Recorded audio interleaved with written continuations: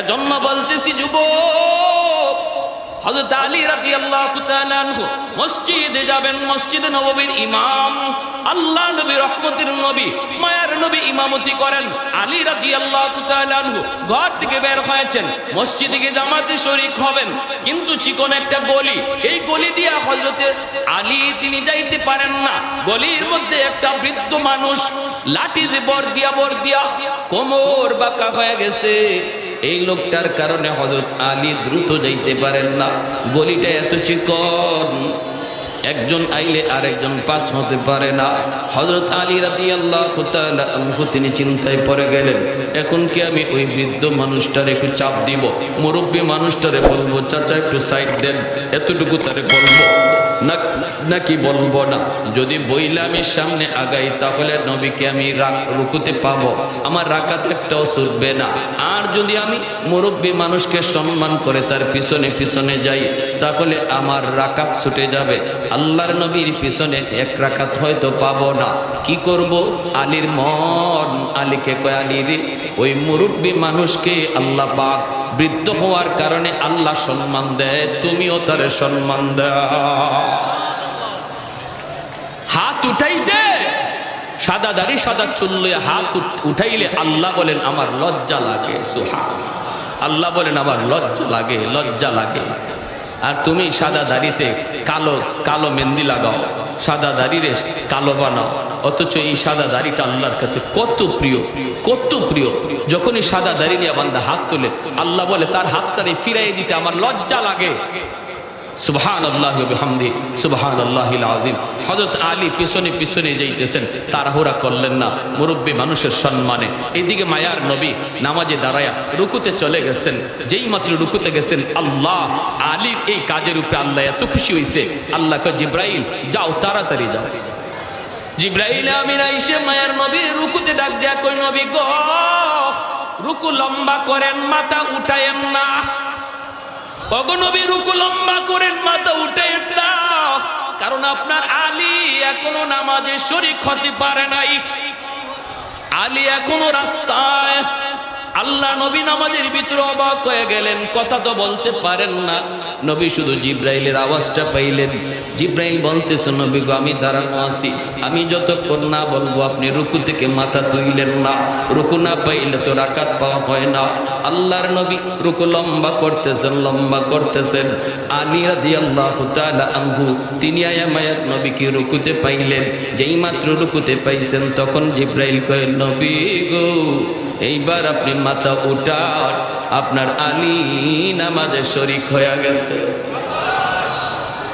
নামাজ শেষ হওয়ার পর দিনের নবীর মনের ভিতরে আলীর প্রতি তো একটু গুসা, কেন আলীর কারণে আজকে রুকুতে আমার লম্বা করতে হল। নামাজ শেষ হতেই মায়ের নবী মিম্বরে বৈশা ডাক দিলেন, আলী এদিকে আসো। সাহাবায়ে কেরামও জানতে চাইতেছেন বিষয়টা কি। অন্যদিনের চেয়ে আল্লাহ নবী আজকে রুকু কেন লম্বা করলেন? নবী ডাক দিলেন, আলী এদিকে আসো। আল্লাহ নবী কয়, আলী কি ব্যাপার, আজকে নামাজে আসতে দেরি হলো কেন? হযরত আলী বলেন, নবী গো, কই দেরি তো বেশি হয় নাই, আমি তো আপনাকে রুকুতে পাইছি। আল্লাহ নবী কই, রুকু পাইছো? খবর আছে নি তোমার রুকু কেমনে তুমি পাইছো? ওরে আলী, তুমি রুকু পাওয়ার জন্য আল্লাহ পাক আমাকে রুকুতে ঝুলায় রাখছে। সুবহানাল্লাহ। রুকুতে জিবরাইল পাঠায় আল্লাহ আমাকে রুকুর মধ্যে আটকায় রাখছে। বন্ধু, তুমি মাথা তুইল না, আলী এখনো নামাজে শরীক হয় নাই, তোমার জন্য রুকু লম্বা করলাম যেন তুমি রুকু পাও। হযরত আলী অবাক হয়ে গেলেন, ইয়া রাসূলুল্লাহ, আমি বুঝতে পারি নাই গো নবী, বুঝতে পারি নাই। নবী বলেন, বুঝবা পরে, আগে বলো কি হইছে কও। হযরত আলী তখন চোখ থেকে দর দর করে পানি পড়ে আর কান্দে আর কই, নবী গো, আমি বেশি আমল করি নাই, শুধু এতটুকু করেছি, আমি একজন মুরব্বী মানুষকে শ্রদ্ধা করেছি, সম্মান দিয়েছি। আল্লাহর নবীর চোখ থেকে পানি পড়ে আর নবী কয়, আলী রে, একটু দেখ, একজন মুরব্বীর সম্মান করলে আল্লাহ কত খুশি হয়। আরেকটু জোরে কন্যা সুবহানাল্লাহ। আলহামদুলিমান কদ্দারা খাইরান ওয়া খাবালা, الحمد لمن قدر خيرا وخبالا والشكر لمن صور حسنا وجمالا والشكر لمن صور حسنا وجمالا فرد صمد عن صفة الخلق بريء رب أزلي خلق الخلق كمالا لا ضد ولا ند ولا حد لمولا لا ضد ولا ند ولا حد لمولا الآن كما كان ولم يلق زوالا একটু জোরে সরে বলি আল্লাহু আকবার। আজকে আমার ওই নবীর খতম নবুয়ত লয়ে টান দিছে কাদিয়ানির দল। আওয়াজ দেয়া বলা ঠিক কি না? যে নবীর এত সম্মান এত ইজ্জত, নবী কই আনা খাতামুন নাবিয়্যিন লা নাবিয়্যা বাদি, আমি নবী শেষ নবী, আমার পরে কোনো নবী নাই। নবীর শান মান হলো খতমে নবুয়ত, আমার নবীর শান খতমে নবুয়ত, আমার নবীর মান খতমে নবুয়ত। অতএব নবীর এই খতমে নবুয়তের সিংহাসন কোন বেঈমান যদি কারাকারি করে, কোন বেঈমান যদি ডাকাতি করে, নবীর উম্মত প্রতিটা উম্মতের দায়িত্ব হলো বেঈমানের দাঁত ভাঙা জবাব দিয়া নবীর চেয়ার আটকায় রাখা। এটা গোটা উম্মতের দায়িত্ব, শুধু হুজুরদের দায়িত্ব না, শুধু আলেমদের দায়িত্ব না। যদি বলি আমি নবীর উম্মত, যদি আমি হাসরের মাঠে নবীর সুপারিশ চাই, প্রত্যেক উম্মতের দায়িত্ব। ঠিক কিনা? জোরে আওয়াজ দিয়া বলে।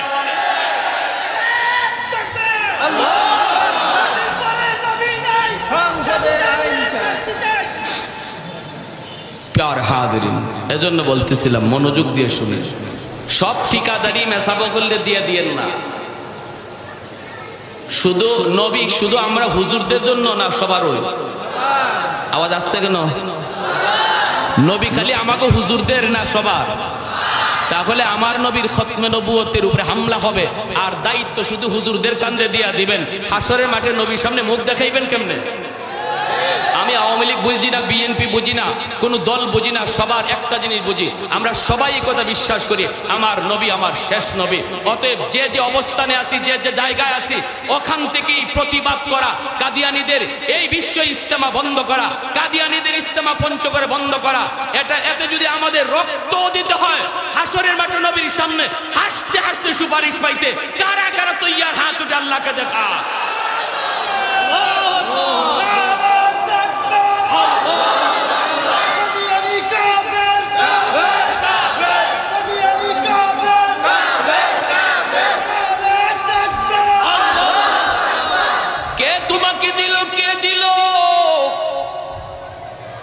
যদি তুমি আর আমি এই মুহূর্তে এতটুকু আল্লাহকে বলতে পারি, মালিক জানি না কোন দিন মালাকুল মউতের সাথে আমার সাক্ষাৎ হয়ে যায়, ঘরে হয় না বাকিরা হয়, গাড়িতে হয় না বাড়িতে হয়, জানি না মালিক, জানি না। এই কথাটা মনে কইরা দিলটারে নরম করে এই মুহূর্তে যদি আমি কই, আল্লাহ যা করেছি ভুল করেছি, আর না আর না। আল্লাহ পাক তোমার আমার জিন্দেগির গুনাহ যদি পাহাড় পরিমাণ হয়, আল্লাহ বলেন বান্দা তোর পাহাড় পরিমাণ গুনাহকে আমি পাহাড় পরিমাণ নেকি বানায় দিব। গুনাহ যদি সাগর পরিমাণ হয়, সাগর পরিমাণ গুনাহকে আল্লাহ সাগর পরিমাণ নেকি বানায় দেয়। তওবার এত পাওয়ার, এত পাওয়ার, খাটি দিলে অনুতপ্ত হয়ে আল্লাহর কাছে তওবা করার এত পাওয়ার। গুনাহ নেকি হয়ে যায়, সুবহানাল্লাহ, গুনাহ নেকি হয়ে যায়। এজন্য একজন তওবাকারীর জীবনের গুনাহ শুধু থাকে না এমন না, গুনাহ পরিমাণ নেকিও আল্লাহ তার পক্ষ থেকে তারে দান করে দেয়। এজন্য কিয়ামতের ময়দানে তওবাকারী আমলনামা দেখে বুঝতে পারবে না এটা তার আমলনামা নাকি অন্য কেউ আমলনামা। বলবে মালিক মনে হয় তোমার ফেরেশতারা ভুল করে আমাকে আমলনামা দিয়া দিছি, এটা আমার হতেই পারে না। আল্লাহ বলবেন কেন? এই আমল তো আমি করি নাই, এটা তো আমি করি নাই, ওটা তো আমি করি নাই। ফেরেশতারা মনে হয় ভুল করেছে। আল্লাহ তখন বলবেন বান্দা আমার ফেরেশতারা কখনো ভুল করে না রে, তুমি যে খাঁটি দিলে তওবা করেছিলা, এই তওবার খাতিরে আমি আল্লাহ তোমার গুনাহগুলির নেকি দ্বারা বদলায়া দিছি। আহাদুল লাইসা কামিসলি সামাদুল লাইসা কাফাদলি লিমানিল মুলকু তুগুই তু সাদাওয়ার খুদাই তো খুদা বন্দে আমি নি তো খুদা বন্দে জাসারি তো খুদা বন্দে জমি নি তো খুদা বন্দে সামাই তো রহিমি তো করিমি তো সমিঈ তো বসিরি তো মুইদ্দি তো মুদিল্লি তো মালিকিল আরশি বজাই বরি আল খুরদন অখুফতন বরি আল তহমতে মরদন বরি আল বিম উমিদি বরি আল রঞ্জ বালাই। হযরত আবু বকর সিদ্দিক রাদিয়াল্লাহু তাআলা আনহু ওমর ফারুক রাদিয়াল্লাহু তাআলা আনহুকে বলেন, ভাই ওমর, আমার মনে হয় তুমি ওমরের জীবনের নেকি আমি আবু বকরের চেয়ে বেশি। হযরত ওমর বলেন, আপনি উম্মতের ভিতরে শ্রেষ্ঠ, আপনার চেয়ে আমার নেকি বেশি হয় কেমনে? দলিল দলিল। সিদ্দিক আকবর বলে, দলিল হলো আল্লাহর কোরআনের আয়াত।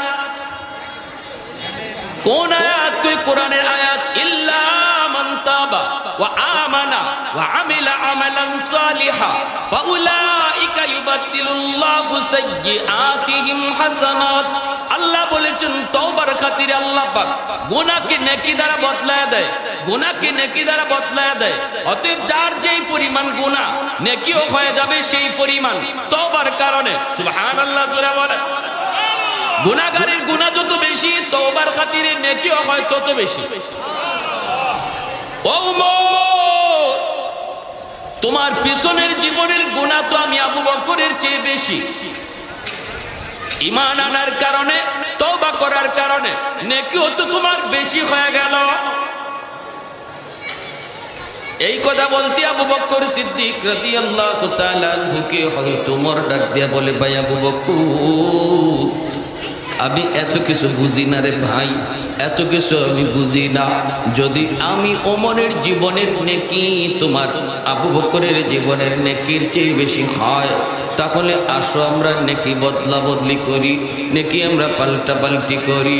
হযরত আবু বকর বলেন, কেমনে? ওমর বলেন, আমি ওমর আমার জীবনের সব নেকি তোমাকে দিয়ে দিব, বিনিময়ে তুমি আমাকে জীবনের নেকি লাগবে না, শুধু এক রাতের নেকি দিয়া দিবা। সিদ্দিক বলেন, ভাই কোন রাতের কথা বলছো? হযরত ওমর বলেন, সেটা হলো মায়ার নবীর সাথে হিজরতের রাত। যেই রাতে আমার নবীকে নিয়ে তুমি হিজরত করেছো। আমার নবীকে নিয়ে হিজরত করার কারণে নবী তোমাকে বলেছিলেন, আবু বকর রেডি থাকো, হিজরত করা লাগবে। ওই দিনের পর থেকে 40টা রাত পর্যন্ত তুমি ঘুমাও নাই। দরজার পাশে কান খাড়া করে দাঁড়ায় দাঁড়ায় শুধু অপেক্ষায় ছিলা কখন আমার মায়ের নবী আয়েশা আমাকে ডাক দিই, আবু বকর চলো হিজরতের টাইম হয়ে গেছে। এতটুকু ডাক শোনার জন্য তুমি 40টা রাত ঘুমাও নাই, একটা দুইটা রাত নয়, 40টা রাত তুমি ঘুমাও নাই।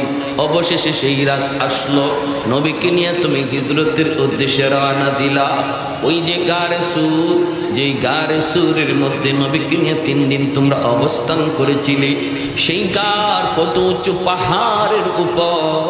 যারা মক্কা মদিনা গেছেন তারা দেখছেন ওই গার, যেই গারে আমার নবী 3 দিন অবস্থান করেছিলেন, কত উঁচু পাহাড়, পাহাড় বেয়ে ওটা কত কঠিন, কত কঠিন।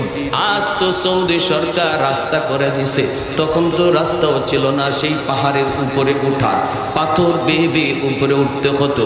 হযরত ওমর ফারুক রাদিয়াল্লাহু তাআলা আনহু বলেন, ভাই আবু বকর, ওই পাহাড়ের কিনারে যায় তুমি মায়ার নবীকে বলেছিলে, নবী গো এই পাহাড় বেয়ে উঠতে আপনার কষ্ট হবে গো নবী, ওগো নবী আপনার পাহাড় বেয়ে উঠতে আপনার কষ্ট হবে, আপনি আমার পিঠে উঠেন। মায়ার নবীর নিজের পিঠে উঠাইয়া তুমি একা পাহাড় বায়া বায়া সেই গর্তের মধ্যে যায় পৌঁছিলা। আমার নবীর নিজের কান্দে উঠাইয়া পাথর বেয়ে সেই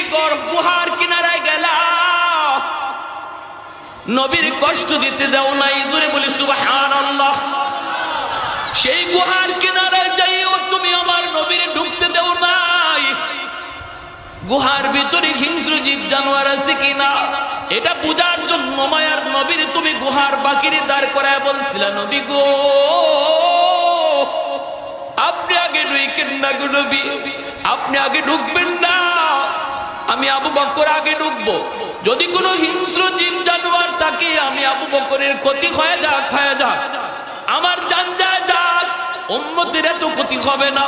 কিন্তু আপনার যদি কোনো ক্ষতি হয় উম্মত ক্ষতিপূরণ দিতে পারবে না।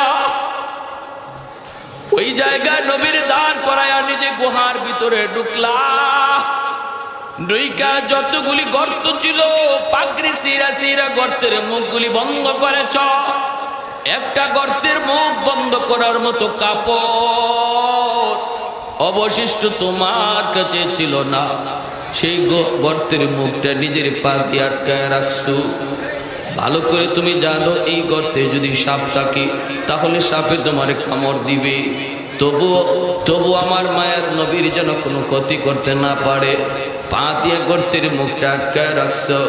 সত্যি সেই গর্তের ভিতরে সাপ ছিল। এই সাপ আমার মায়ার নবীর এক নজর দেখার জন্য পাগল ছিল, পাগল। তোমার পায়ের কারণে সাপ বের হতে পারে না, বিদায় সাপ তোমার পায়ে দংশন করলো। ও ভাই আবু বকর, ওই গুহার ভিতরে মায়ার নবীকে নিয়ে ঢুকলা। ঘুমের প্রয়োজন ছিল তোমার বেশি, কারণ 40টা রাত তুমি ঘুমাও নাই। অথচ নিজে না ঘুমাইয়া আমার মায়ার নবীর তোমার উরাতে ঘুম পাড়াইছ। তোমার উরুতে আমার রহমতের নবী মায়ার নবী তিনি ঘুমাইলেন, আর তুমি পা দিয়ে আটকায় রাখছো গর্তের মুখ। ওই গর্তের সাপ তোমাকে কামড় দিল, বিষের যন্ত্রণায় তুমি অস্থির, চেহারাটা তোমার ফ্যাকাশে হয়ে গেল, বিষের যন্ত্রণায় তুমি অস্থির। এরপরও তুমি কিরিমিরি খায়া হজম করতেছ। বডি নড়াচড়া করো না, বডি নড়াচড়া করো না, কারণ বডি যদি নড়াচড়া করো আমার মায়ার নবীর ঘুম ভেঙে যাবে, আমার মায়ার নবীর ঘুম ভেঙে যাবে। এর জন্য নিজের বডিটা তুমি নড়াচড়া করলা না। মায়ার নবীর চেহারার উপরে তোমার এক ফোঁটা অশ্রু পড়লো, নবীজির ঘুম ভেঙে গেল। মায়ার নবী তুতু লাগাই দিলেন, বিষাক্ত সাপের বিষ পানি হয়ে গেল। ও ভাই আবু বকর, আমি ওমর আমার জীবনের সব নেকি তোমারে দিয়ে দিলাম, বিনিময়ে আমাকে শুধু ওই এক রাতের নেকি দিয়া দাও। सिद्दीक तेरा नाम से इस्लाम रहेगा, सिद्दीक तेरा नाम से इस्लाम रहेगा, दुनिया की सदाकत में तेरा नाम रहेगा, दुनिया की सदाकत में तेरा नाम रहेगा, फारूक तेरा नाम से इस्लाम रहेगा, दुनिया की अदालत में तेरा नाम रहेगा, उस्मान तेरा नाम से इस्लाम रहेगा, दुनिया की सखावत में तेरा नाम रहेगा, हैदर तेरा नाम से इस्लाम रहेगा, दुनिया की शजाअत में तेरा नाम रहेगा, मुआविया तेरा नाम से इस्लाम रहेगा, दुनिया की सियासत में तेरा नाम रहेगा। एक जोरे सुरे बोली अल्लाहु अकबर, मुसलमान आवाज़े अल्लाहु अकबर। আবু বকর সিদ্দিক রাদিয়াল্লাহু তাআলা আনহু বলে, ভাই উমর, ওই রাতে আমি আবু বকরের কি পরিমাণ নেকি হয়েছে এটা আমি নিজেও তো জানি না। আমি যে এক রাতের নেকি তোমাকে দিব, বিনিময়ে তোমার জীবনের নেকি নিয়ে আনব, নিব আর দিব, কেমনে দিব আমি তো নিজেই জানি না। চলো মায়ের নবীর কাছে যাই। দুজন আল্লাহর নবীর কাছে হাজির। আল্লাহ নবী জিজ্ঞেস করেন, কেন, কি জন্য এসেছো? সিদ্দিক আকবর বলে, নবী গো, আমরা আমাদের জীবনের নেকি বদলা বদলি করতে চাই গো নবী। উমর তার জীবনের নেকি আমাকে দিয়ে দিতে চায়, বিনিময়ে আমি আবু বকরের জীবনের নেকি চাই না, শুধু এক রাতের নেকি চাই। অথচ আমি নিজেও জানি না ওই এক রাতে আমার কি পরিমাণ নেকি হয়েছে। আল্লাহর নবী তখন বলেন, কোন রাতের কথা বলছো আবু বকর? সিদ্দিক আকবর বলে, নবী গো, ওই রাত হলো আপনার সাথে হিজরতের রাত, এই রাত হলো আপনার সাথে হিজরতের রাত। আল্লাহ নবী কে, আবু বকর, জীবনের নেকি বদলা বদলি করবা কি করবা না আমি নবী জানি না, আমি তোমাদের কোনো পরামর্শ দিব না। কার মন খুশি হয় আর কার মন নারাজ হয়? একজন নবীর ডান হাত আর একজন নবীর বাম হাত, একজন নবীর ডান হাত আর একজন নবীর বাম হাত, নবীর পাশের সবচেয়ে কাছের দুই বন্ধু। আজও আমার নবী সেই দুই বন্ধুকে নিয়ে মদিনার রওজায় নবী শুয়ে আছেন। ডানে বামে সেই দুই বন্ধুকে নিয়ে আমার নবী রওজায় শুয়ে আছেন। আবার নবীর সম্পর্কে শ্বশুর, এজন্য মায়ের নবী কে, আবু বকর, আমি কোনো রায় দিব না, আমি কোনো রায় দিব না রে আবু বকর, তবে যেটা জানতে চেয়েছো সেটা বলতে পারি। ওই রাতে তোমার কি পরিমাণ নেকি হয়েছে সেটা বলতে পারি, বাকি এরপরে কি করবা সেটা তোমার ইচ্ছা। আল্লাহর নবী বলে, আবু বকর, গোটা উম্মতের নেকি যদি এক পাল্লায় রেখে দেওয়া হয় আর তোমার এক রাতের নেকি এক পাল্লায় রাখা হয়, তোমার পাল্লা ভারী হয়ে যাবে। এ যুবক, এজন্য বলি আল্লাহর গোলাম, সব জিনিসে সময় লাগে, সময় লাগে না আল্লাহর ওলি হইতে। সব জিনিসে সময় লাগে, সময় লাগে না আল্লাহর ওলি হইতে। আল্লাহর ওলি মানে কি? আল্লাহকে খুশি করা। সবাইকে খুশি করতে সময় লাগে, মানুষকে খুশি করা কঠিন, আল্লাহকে খুশি করা সহজ। মানুষকে খুশি করা কঠিন, মানুষের খুশি দইরা রাখাও কঠিন, আল্লাহকে খুশি করাও সহজ, আল্লাহকে খুশি রাখাও সহজ। এই মুহূর্তে যদি আমি আপনি নিয়ত করি, মালিক আর গুনাহ করবো না, আর জিন্দেগিতে রোজা ছাড়বো না, আর কোনোদিন নামাজ তরক করবো না, আর বাপ্পার সাথে বেয়াদবি করবো না, মুরব্বীদের সাথে বেয়াদবি করবো না, এই কথাটা দিলে দিলে শুধু আল্লাহকে বলো। আল্লাহ দিলের খবর জানেনি না জানে না। আল্লাহ মুহূর্তের ভিতরে তোমার আমার নাম গুনাহগারের তালিকা থেকে কাইটা বসার আগে ছিলাম আমি গুনাহগার, দিলে দিলে তওবা করার সাথে সাথে হয়ে গেলাম আল্লাহর ওলি। এই জমিন আল্লাহ টিকায় রাখছে কেন জানোনি? তোমার মতো যুবক, যেই যুবক যৌবনে আল্লাহর গোলামি করে, যৌবনে মাথায় টুপি রাখে, যৌবনে মুখে দাড়ি রাখে, যৌবনে তারে মসজিদে পাওয়া যায়, যৌবনে তারে বাপ মার সেবা করতে দেখা যায়, যৌবনে আল্লাহর ভয়ে নিজের গুনাহ থেকে বাঁচায়, মন চায়। যৌবনের চাহিদা হলো গুনাহ করা, যৌবনের চাহিদা হলো গান বাজনা করা। এরপরও যেই যুবক যৌবনে পাগলা করার লাগাম টান দিয়ে ধরে, আল্লাহ পাক ওই যুবকের কলিজার দিকে তাকাইয়া আসমান জমিন আল্লাহ টিকায় রাখে। লাউলা মাশাইকু রুক্কা ওয়াশবাবু খুশা ওয়াল আতফালু রুদ্দা ওয়াল আনআমু রুত্তা লাজআলতু السماء حديدا والارض خفصفا والتراب رمادا وما انزلت من السماء قطرا وما انبت من الارض نباتا بل انزلت عليكم العذاب صبا। আল্লাহ পাক রব্বুল আলামিন কয়, প্রতিদিন জমিন আল্লাহর কাছে আবদার করে, মালিক অনুমতি দাও, গুনাহগারকে আমি গিলে ফেলি, আর কত আমি জমিন সইব, আমার উপর দিয়া নাফরমান আর কত হাঁটবে, আমি জমিন তার লোড আর নিতে পারি না, আর তার লোড নিতে চাই না, অনুমতি দাও আমি তার গিলে ফেলি, আমি তার বাড়ি সহ গিলে ফেলি, সুদকরের 5 তলা বিল্ডিংটা আমি গিলে ফেলি। প্রতিনিয়ত আল্লাহর কাছে জমিন আবদার করে। তুরস্কের জমিন 5 তলা 10 তলা বিল্ডিং গিলে ফেলেছে, সিরিয়ার জমিন 50,000-এর উপরে মানুষ গিলে ফেলেছে। আল্লাহ পাক রব্বুল আলামিন কয় হাদিসে কুদসি, আল্লাহ বলে আলা কুল্লা ইয়াউমিন ওয়াল আরদা ইস্তাজিলু রাব্বাহু, শুধু সিরিয়া আর তুরস্কের জমিন নয়, বাংলার জমিনও আল্লাহর কাছে প্রতিনিয়ত আবদার করে, মালিক অনুমতি দাও, আর কত আমি গুনাহগারের হাঁটা দেখব, আর কত আমি গুনাহগারের পায়ের আওয়াজ শুনবো, আর নাফরমানের কত হাঁটা আমি দেখব, আল্লাহ অনুমতি দাও। আবতালিউ ইবনা আদম ফি কারি, আমি জালিমকে গিলে ফেলি, আমি জালিমকে গিলে ফেলি।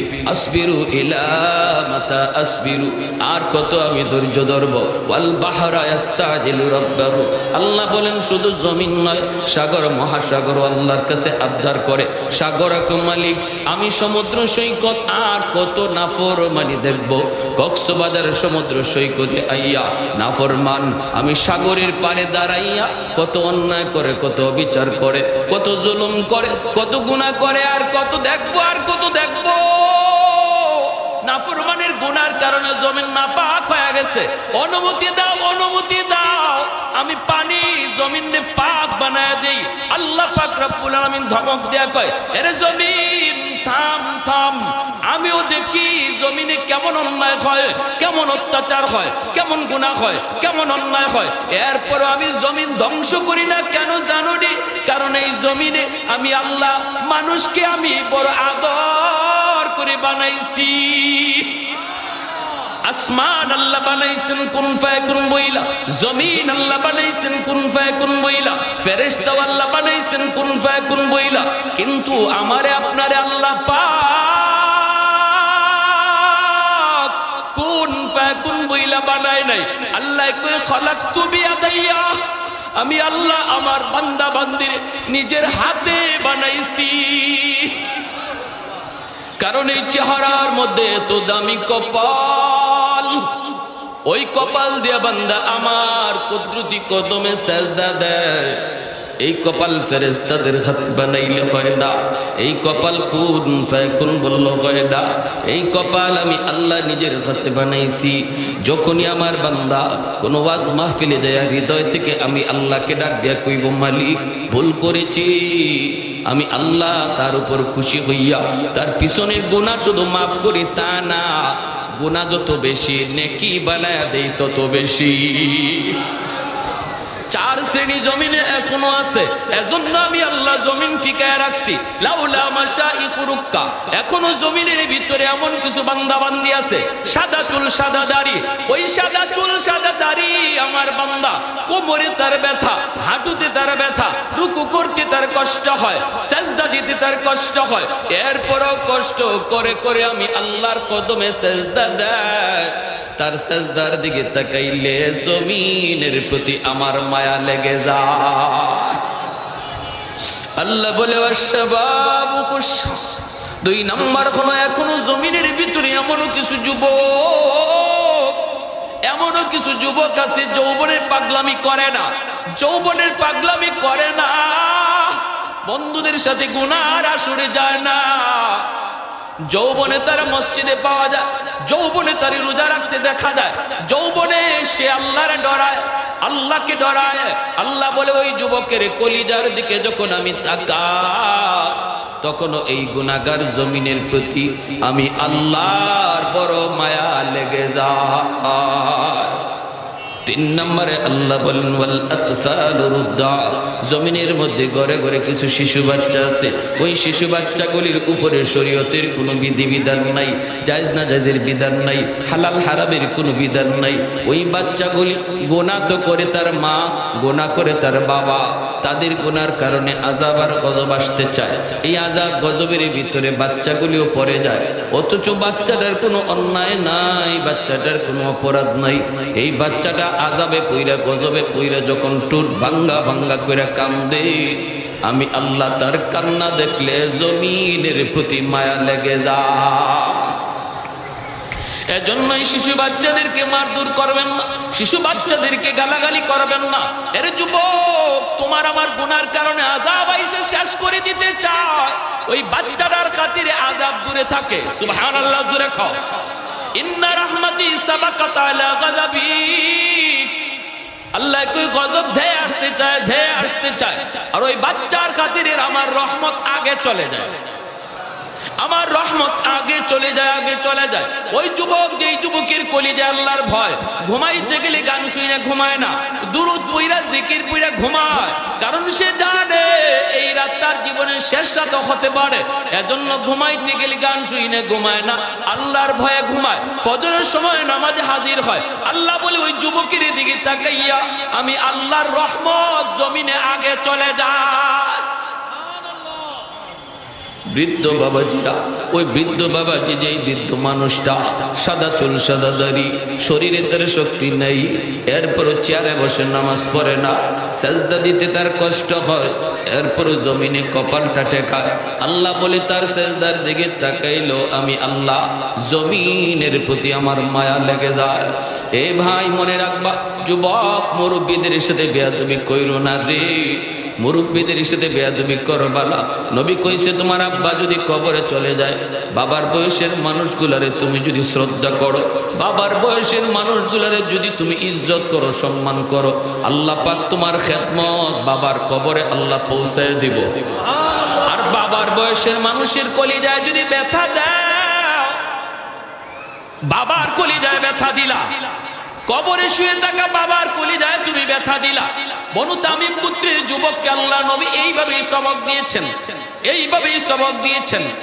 এজন্য বলতেছি যুবক, হযরত আলী রাদিয়াল্লাহু তাআলা আনহু মসজিদে যাবেন, মসজিদে নববীর ইমাম, আল্লাহ নবী রহমতের নবী, মায়ার নবী ইমামতি করেন। আলী রাদিয়াল্লাহু তাআলা আনহু ঘর থেকে বের হয়েছেন, মসজিদে গিয়ে জামাতে শরীক হবেন, কিন্তু চিকন একটা গলি, এই গলি দিয়ে হযরতে আলী তিনি যাইতে পারেন না। গলির মধ্যে একটা বৃদ্ধ মানুষ লাঠি দিয়ে বর দিয়া কোমর বাঁকা হয়ে গেছে। এই লোকটার কারণে হযরত আলী দ্রুত যাইতে পারেন না। গলিটা এত চিকন, একজন আইলে আরেকজন পাস হতে পারে না। হযরত আলী রাদিয়াল্লাহু তাআলা আনহু তিনি চিন্তায় পড়ে গেলেন, এখন কি আমি ওই বৃদ্ধ মানুষটার একটু চাপ দিব, মুরব্বী মানুষটারে বলবো চাচা একটু সাইড দেন, এতটুকু তারে বলবো নাকি বলবো না? যদি বইলে আমি সামনে আগাই তাহলে নবীকে আমি রুকুতে পাবো, আমার রাকাত একটাও ছুটবে না। আর যদি আমি মুরব্বী মানুষকে সম্মান করে তার পিছনে যাই তাহলে আমার রাকাত ছুটে যাবে, আল্লাহর নবীর পিছনে এক রাকাত হয়তো পাবো না। কি করব? আলীর মন আলীকে কয়, আলী রে, ওই মুরব্বী মানুষকে আল্লাহ পাক বৃদ্ধ হওয়ার কারণে আল্লাহ সম্মান দেয়, তুমিও তারে সম্মান দাও। হাত উঠাইতে সাদা দাড়ি সাদা চুল লইয়া হাত উঠাইলে আল্লাহ বলেন আমার লজ্জা লাগে। সুবহানাল্লাহ, আল্লাহ বলেন আমার লজ্জা লাগে। আর তুমি সাদা দাড়িতে কালো মেহেন্দি লাগাও, সাদা দাড়িরে কালো বানাও, অথচ এই সাদা দাড়িটা আল্লাহর কাছে কত প্রিয়। যখনই সাদা দাড়ি নিয়ে বান্দা হাত তোলে, আল্লাহ বলে তার হাতটারে ফিরাই দিতে আমার লজ্জা লাগে। সুবহানাল্লাহি ওয়া বিহামদিহি সুবহানাল্লাহিল আযীম। হযরত আলী পিছনে যাইতেছেন, তাড়াহুড়া করলেন না, মুরব্বী মানুষের সম্মানে। এইদিকে মায়ার নবী নামাজে দাঁড়ায়া রুকুতে চলে গেছেন। যেই মাত্র রুকুতে গেছেন, আল্লাহ আলীর এই কাজের উপরে আল্লাহ এত খুশি হইছে, আল্লাহ কয় জিবরাইল যাও, তাড়াতাড়ি যাও। জিবরাইল আমিন আইসে মায়ার নবীর রুকুতে ডাক দেয়া কই, নবী গো, রুকু লম্বা করেন, মাথা উঠায়েন না। অগনবী রুকু লম্বা করেন, মাথা উঠায়েন না, কারণ আপনার আলী এখনো নামাজে শরীক হতে পারে নাই, আলী এখনো রাস্তায়। আল্লাহ নবী নামাজের ভিতরে অবাক হয়ে গেলেন, কথা তো বলতে পারেন না। নবী শুধু জিবরাইলের আওয়াজটা পাইলেন। জিবরাইল বলতেছে, নবী গো, আমি দাঁড়ানো আছি, আমি যতক্ষণ না বলবো আপনি রুকু থেকে মাথা তুইলেন না। রুকু না পাইলে তো রাকাত পাওয়া হয় না। আল্লাহর নবী রুকু লম্বা করতেছেন। আলী রাদিয়াল্লাহু তাআলা আনহু তিনি মায়ার নবীকে রুকুতে পাইলেন। যেই মাত্র রুকুতে পাইছেন, তখন জিবরাইল কয়, নবী গো, এইবার আপনি মাথা উঠান, আপনার আলী নামাজে শরীক হয়ে গেছে। নামাজ শেষ হওয়ার পর দিনের নবীর মনের ভিতরে আলীর প্রতি তো একটু গুসা, কেন আলীর কারণে আজকে রুকুতে আমার লম্বা করতে হল। নামাজ শেষ হতেই মায়ার নবী মিম্বরে বৈশা ডাক দিলেন, আলী এদিকে আসে। সাহাবায়ে কেরামও জানতে চাইতেছেন বিষয়টা কি? অন্য দিনের চেয়ে আল্লাহর নবী আজকে রুকু কেন লম্বা করলেন? নবী ডাক দিলেন, আলী দিকে আসো। আল্লাহ নবী কয়, আলী কি ব্যাপার, আজকে নামাজে আসতে দেরি হলো কেন? হযরত আলী বলেন, নবী গো কই দেরি তো বেশি হয় নাই, আমি তো আপনাকে রুকুতে পাইছি। আল্লাহ নবী কই, রুকু পাইছো? খবর আসেনি তোমার রুকু কেমনে তুমি পাইছো?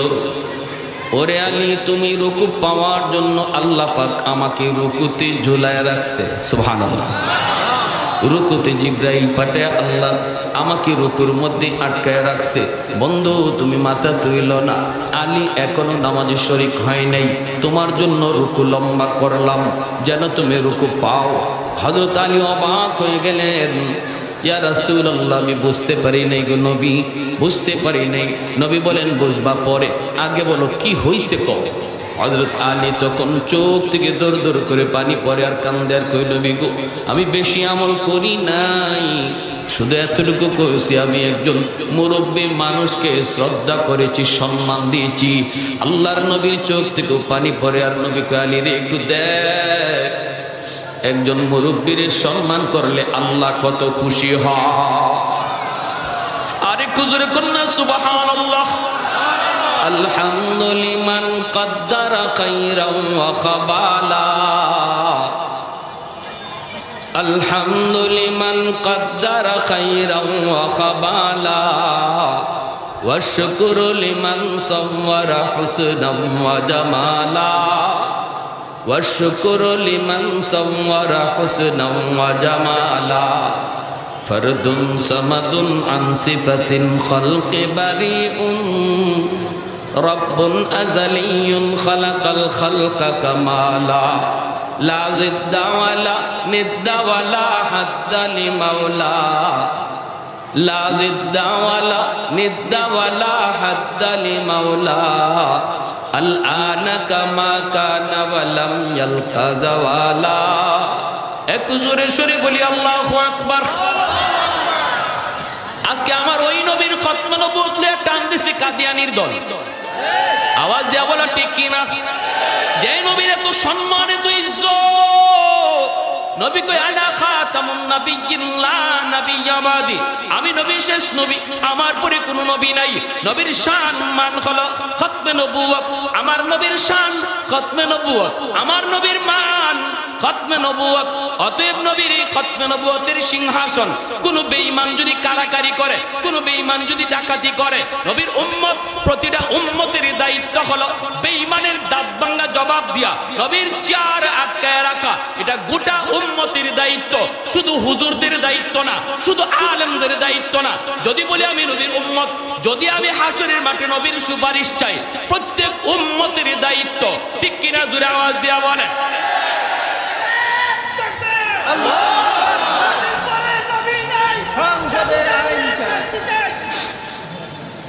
প্যার হাজিরিন, এজন্য বলতেছিলাম মনোযোগ দিয়ে শুনে, সব ঠিকাদারি মেসাবো করলে দিয়ে দিয়েন না। শুধু নবী, শুধু আমরা হুজুরদের জন্য না, সবার ওই আওয়াজ আসতে কেন? নবী খালি আমাকে হুজুরদের না, সবার। তাহলে আমার নবীর খতমে নবুয়তের উপরে হামলা হবে, আর দায়িত্ব শুধু হুজুরদের কাঁধে দিয়া দিবেন। হাসরের মাঠে নবীর সামনে মুখ দেখাইবেন কেমনে? আমি আওয়ামী লীগ বুঝি না, বিএনপি বুঝি না, কোন দল বুঝি না, সবার একটা জিনিস বুঝি, আমরা সবাই এই কথা বিশ্বাস করি, আমার নবী আমার শেষ নবী। অতএব যে যে অবস্থানে আছি, যে যে জায়গায় আছি, ওখান থেকেই প্রতিবাদ করা, কাদিয়ানীদের এই বিশ্ব ইজতেমা বন্ধ করা, কাদিয়ানীদের ইজতেমা পঞ্চগড়ে বন্ধ করা। এতে যদি আমাদের রক্ত দিতে হয়, হাসরের মাঠে নবীর সামনে হাসতে হাসতে সুপারিশ পাইতে কারা কারা তৈয়ার? হাত উঠে আল্লাহকে দেখা।